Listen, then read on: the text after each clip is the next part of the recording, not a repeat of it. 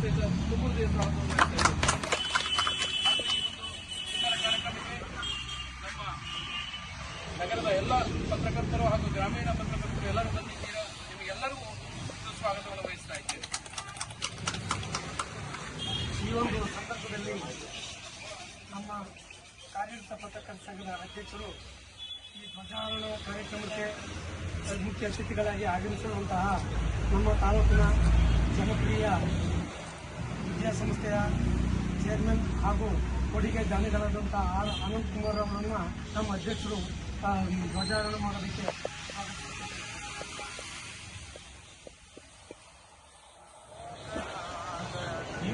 ನೀವು ಮುಂದಕ್ಕೆ ಬನ್ನಿ ಸರ್. ಹಾಂ ಹಂಗೆ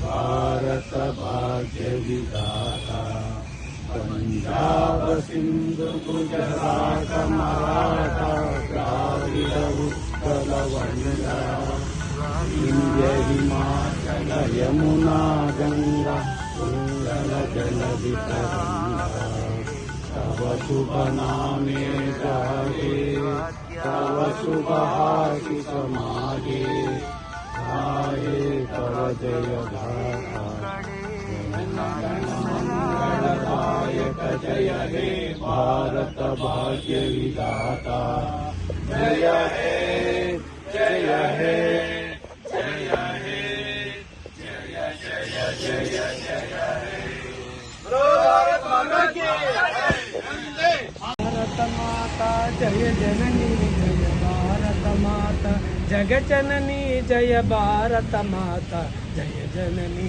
जय भारत माता हे कल्याणमयी रस तुझको धन्य हुआई स्वयं दाता जगजननी जय भारत माता.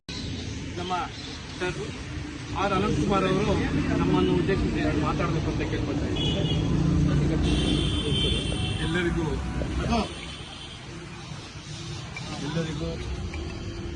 72ನೇ ಗಣರಾಜ್ಯೋತ್ಸವದ ಆರ್ಥಿಕ ಶುಭಾಶಯಗಳು.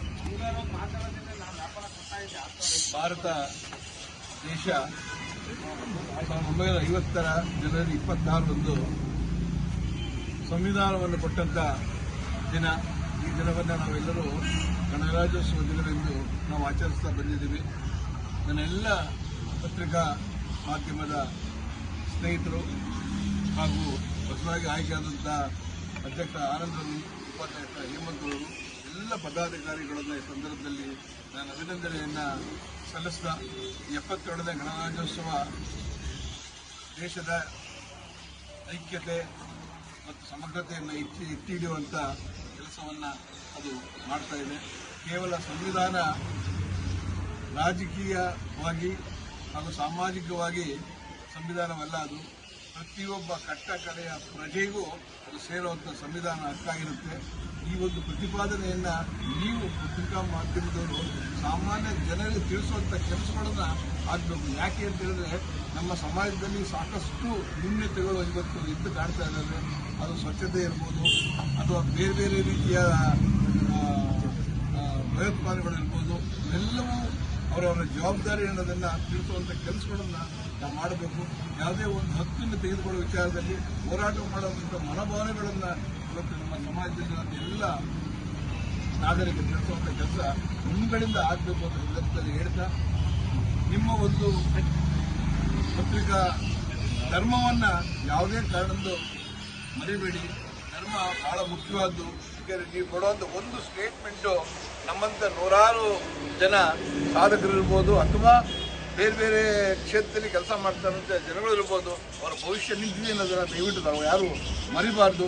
ಸತ್ಯತೆಯನ್ನು ಹುಡುಕಿ ಬರೆಯೋದಕ್ಕೆ ಪ್ರಯತ್ನ ಮಾಡಿ. ಇಂಥ ಸಂದರ್ಭದಲ್ಲಿ ನನ್ನ ಕಳಕಳಿ ಮನವಿಯನ್ನು ಮಾಡ್ತಾ, ಅದೇ ರೀತಿ ನಮ್ಮ ಭಾರತ ಸರ್ಕಾರ ಇವತ್ತು ಸುಮಾರು 131 ಜನಕ್ಕೆ ಪದ್ಮಭೂಷಣ ಪದ್ಮವಿಭೂಷಣ ಪ್ರಶಸ್ತಿಗಳನ್ನು ಕೊಟ್ಟಿದೆ. ಅದರಲ್ಲೂ ವಿಶೇಷವಾಗಿ ನಮ್ಮ ಪಕ್ಕದ ಜಿಲ್ಲೆ ಮಂಡ್ಯ ಜಿಲ್ಲೆ ಒಬ್ಬ ಪುಸ್ತಕ ಪ್ರೇಮಿ ಅಂಕೇಗೌಡರು ಅವರಿಗೆ ಇವತ್ತು ಪದ್ಮಭೂಷಣ ಪ್ರಶಸ್ತಿಯನ್ನು ಕೊಟ್ಟಿದೆ.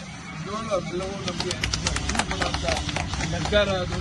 ಯಾಕೆಂದರೆ ಸಾಧನೆ ಅನ್ನೋದು ಯಾರ ಅಪ್ಪನ ಸೊತ್ತಲ್ಲ. ಅದು ಸಾಧನೆ ಮಾಡಿದ್ರೆ ಖಂಡಿತ ಅದು ಯಾವುದೋ ಒಂದು ರೂಪದಲ್ಲಿ ಸಮಾಜ ಮತ್ತು ಜನ ನಮ್ಮನ್ನು ಗುರುತಿಸ್ತಾರೆ ಅನ್ನೋದಕ್ಕೆ ಅಂಕೇಗೌಡರು ಒಬ್ಬರೇ ಕಾರಣ. ಇವತ್ತು ಅಂಕೇಗೌಡರು ಯಾವುದೋ ಒಂದು ಪಾಂಡುಪುರ ಅಲ್ಲಿ ಪಕ್ಕದ ಒಂದು ಹಳ್ಳಿನಲ್ಲಿ ಒಂದು ಕೇವಲ ಅವ್ರ ಮನೆಯಲ್ಲಿ ಒಂದು 30-40 ಮನೆಯಲ್ಲಿ ಅವರು ಆ ಪುಸ್ತಕವನ್ನು ಇಟ್ಟು ಬಂದಂಥವರಿಗೆ ಪುಸ್ತಕ ಪರಿಚಯವನ್ನು ಮಾಡಿ ಒಂದು ಗ್ರಂಥಾಲಯವನ್ನು ಪ್ರಾರಂಭ ಮಾಡಿದ್ದಾರೆ. ಇಂಥ ಒಬ್ಬ ಕಟ್ಟಕಡೆ ವ್ಯಕ್ತಿ ಇವತ್ತು ಗುರುತಿಸಿ ಕೊಟ್ಟಿದ್ದಾರೆ ಅಂತ ಹೇಳಿದ್ರೆ ಅದನ್ನು ಎಲ್ಲರಿಗೂ ನಾನು ಹೇಳೋದು ಇಷ್ಟೇ. ಅದು ಸಮಾಜದಲ್ಲಿ ನೀವು ನಿಮ್ಮನ್ನೇ ನೀವು ತೊಡಗಿಸ್ಕೊಳ್ಳಿ. ನೀವೇನು ಯಾರು ಪ್ರಚಾರ ಮಾಡೋದು ಬೇಡ, ಅದಾಗಿ ಅದೇ ಪ್ರಚಾರಕ್ಕೆ ಬರುತ್ತೆ. ಒಳ್ಳೇದು ಯಾವತ್ತೂ ಒಳ್ಳೇದೇ, ಆದರೆ ಸಮಯ ತಗೊಳುತ್ತೆ ಅನ್ನೋದನ್ನು ಈ ಸಂದರ್ಭದಲ್ಲಿ ನಾನು ಹೇಳ್ತಾ, ನನ್ನ ಈ ಒಂದು ಕಾರ್ಯಕ್ರಮಕ್ಕೆ ಕರೆಸಿ ನನ್ನಿಂದ ಇವತ್ತು ಧ್ವಜಾರೋಹಣ ಮಾಡಿದ್ದೀರಾ. ಮುಂದಿನ ಧ್ವಜಾರೋಹಣ ಹೊಸ ಕಟ್ಟಡದಲ್ಲಿ ಮಾಡಬೇಕು ಅನ್ನೋದು ನನ್ನ ಆಸೆ. ಸಹಕಾರ ಕೊಡೋದನ್ನು ನಾನು ಸಿದ್ಧವಾಗಿದ್ದೀನಿ. ದಯವಿಟ್ಟು ನಿಮ್ಮದಾದ ಒಂದು ಸ್ವಂತ ಕಟ್ಟಡವನ್ನು ಗುಬ್ಬಚ್ಚಿ ಸಹ ಗೂಡು ಕಟ್ಟುತ್ತೆ. ಅದರಿಂದ ನಿಮ್ಮದಾದ ಒಂದು ಕಟ್ಟಡವನ್ನು ಮಾಡಿ. ನಾನು ನೋಡ್ತಾ ಇದ್ದೆ ಫೋಟೋದಲ್ಲಿ ಸಾಕಷ್ಟು ನನಗೆ ಪರಿಚಯದಂಥ ಎಲ್ಲ ಅಧ್ಯಕ್ಷರುಗಳ ಫೋಟೋಗಳನ್ನು ನಾನು ನೋಡಿದೆ. ನನಗೆ ತುಂಬ ಸಂತೋಷವಾಯಿತು. ಇಂಥ ಮಹಾನುಭಾವರು ಇಂಥ ಒಂದು ಸೇವೆಯನ್ನು ತಾಲೂಕಿನಲ್ಲಿ ಮಾಡ್ಕೊಂಡು ಬಂದಿದ್ದಾರೆ. ಅದರಲ್ಲೂ ವಿಶೇಷವಾಗಿ ಅರಸೀಕೆರೆ ಹಾಸನ ಜಿಲ್ಲೆ ಅರಸೀಕೆರೆ ತಾಲೂಕಿನ ಪತ್ರಕರ್ತರ ಸಂಘ ಅಂದರೆ ಅದಕ್ಕೆ ಅದರದ್ದೇ ಆದ ಒಂದು ಶಕ್ತಿ ಮತ್ತು ಅದಕ್ಕಾದ ಗೌರವವನ್ನು ನೀವು ಕಾಪಾಡ್ಕೊಂಡು ಬಂದಿದ್ದೀರಾ. ಅದೇ ಗೌರವನ ಮುಂದೆ ಕಾಪಾಡ್ಕೋಬೇಕು ಸಂದರ್ಭದಲ್ಲಿ ಹೇಳ್ತಾ ಈ ಕೆಲಸದಲ್ಲಿ ಎಲ್ಲರಿಗೂ ಮತ್ತೊಮ್ಮೆ ಅಭಿನಂದಿಸಿ 77ನೇ ಗಣರಾಜ್ಯೋತ್ಸವ ನಿಮ್ಗೆಲ್ಲರಿಗೂ ಸುಖ, ಸಂತೋಷ, ನೆಮ್ಮದಿ, ದೇಶಕ್ಕೆ ನೆಮ್ಮದಿಯನ್ನು ತರಲಿ ಅಂತೇಳಿ ನನ್ನ ಮಾತು ಮುಗಿಸ್ತೀನಿ. ಜೈ ಜೈ ಕರ್ನಾಟಕ. ನೈಜ ಹಾಗೂ ಸತ್ಯ ತಿಳುವಳಿಕೆ ಮೂಡಿಸಿದಂಥ ನಿಮ್ಮೆಲ್ಲರ ಅಚ್ಚುಮೆಚ್ಚಿನ ನಾಯಕರಾದಂಥ ಅನಂತಕುಮಾರ್ ಅವರಿಗೆ ತುಂಬ ಅಭಿನಂದನೆಗಳನ್ನು ಸಲ್ಲಿಸ್ತಾ ಇದ್ದೀನಿ. ಹಾಗೆ ನಮ್ಮ ಸಂಘದ ಅಧ್ಯಕ್ಷರಾದ ಟಿ ಆನಂದ್ ಅವರು ಮಾತಾಡಬೇಕು ಅಂತ.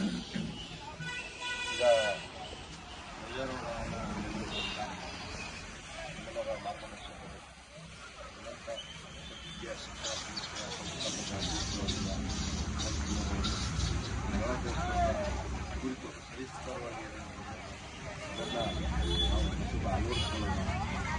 ಆ ಮೂಲಕ ಸುದೃಢ ಭಾರತ ನಿರ್ಮಾಣಕ್ಕೆ ನಮ್ಮೆಲ್ಲರ ಕೊಡುಗೆ ನೀಡೋಣ ಅಂತ ನಾವು ಆಶಿಸುವ ಇದೊಂದು ಕಾರ್ಯಕ್ರಮದಲ್ಲಿ ನಮ್ಮ ಕರೆಗಳನ್ನು ಭಾಗವಹಿಸುವಂಥ ಪರವಾಗಿ ಅಭಿನಂದನೆಗಳನ್ನು